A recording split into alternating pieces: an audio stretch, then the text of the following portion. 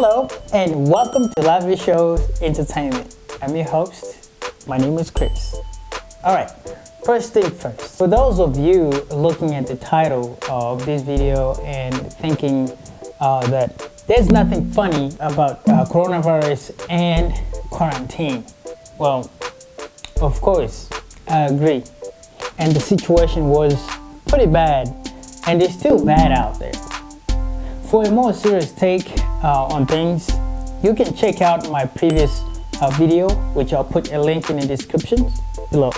But what will always be funny are the strange ways in which some people choose to react to new situations. And we could all do with a little laugh right now. So, with that out the way, let's get into it. So, how it all started. So, how exactly did we get ourselves into this mess in the first place? And why am I stuck at home binge watching TV shows that I don't even want to watch? Well, unlike a certain president, I don't like pointing the finger of blame at anyone in particular, but more about that later. It's widely accepted that the virus was picked up in China though. I mean, it was even called the Wuhan virus for the first few months. And it's all thanks to the wet markets they have there. Places where they slaughter a zoo load of animals and serve them up as food. Now, have you seen the wet market in Wuhan? Well, give it a quick Google search if you haven't.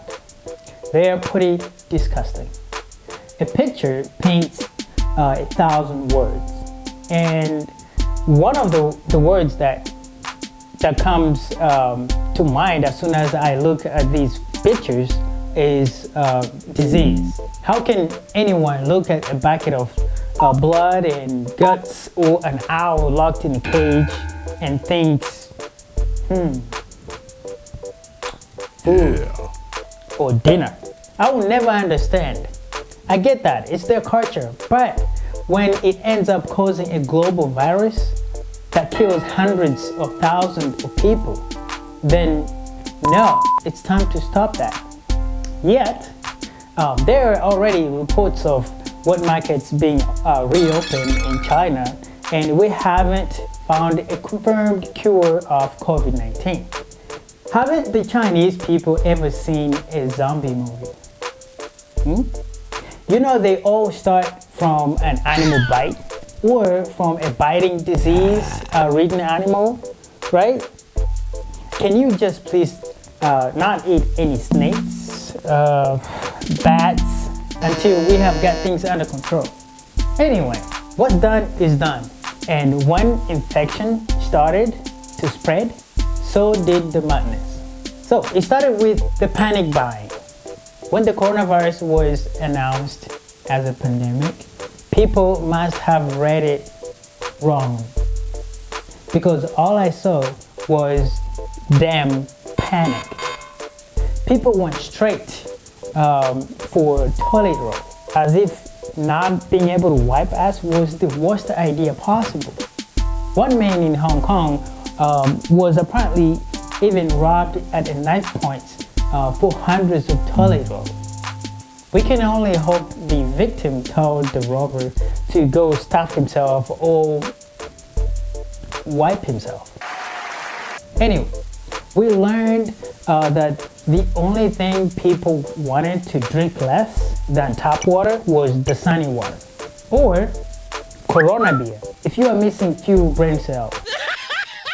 And anyone who owned a surgical mask found themselves sitting on a gold mine, until selling them online got banned and they became a public enemy number one. So let's talk about conspiracy theories. Some people you wouldn't find hoarding items. Well, not because of the virus anyway. The crazy conspiracy nuts who always come out during a disaster. You know the ones. The type that deny that the Holocaust ever happened. or think that we are all microchipped and monitored by the Illuminati. Well, they are at it again. Apparently, the coronavirus is a bioweapon developed by the Chinese or by the Americans, depending which idiot you ask. The same accusation were made in 1918 when the Spanish flu happened. Only then it was the Germans' fault. Well, I mean, it could be true. If you rearrange some of the letters in a pandemic, you get the words like epic, panic, manic, media, epic, pain, and damn. As you can tell, I've been pretty bored during this quarantine, but also I've been doing homework, I'm not gonna lie. But anyway, quarantine madness.